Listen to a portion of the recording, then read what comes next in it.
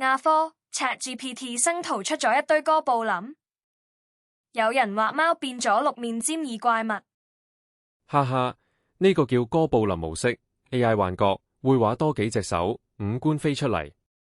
網民笑，喘加復變，魔界試鏡。咁我畫結婚相會唔會出哥布林花仔？有可能。工程師已緊急修復，記住家具唔好哥布林上身。你有冇試過畫圖變怪物？留言話我哋知。英國有女士喺自己葬禮用全息投影現身道別，好似拍戲咁。唔係戲，佢生前錄好片，死後投影喺靈堂，有笑容有眼神，親友喊到收唔到聲。即係死後都要見你一面。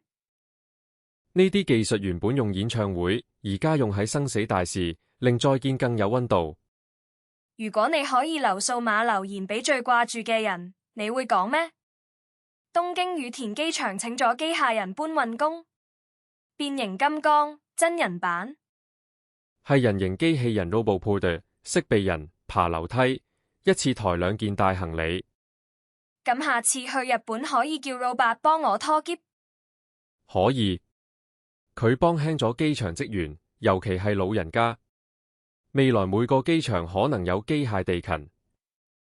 你想人定 Robot 幫你搬行李？投票留言啦！專家話 Q 地2029年就嚟，聽落好末日 feel。Q 地係量子末日，量子電腦秒破所有加密，銀行密碼、WhatsApp 對話變公開。咁即係要改密碼定裸奔上網？各國研發抗量子加密，否則真係全網裸跑。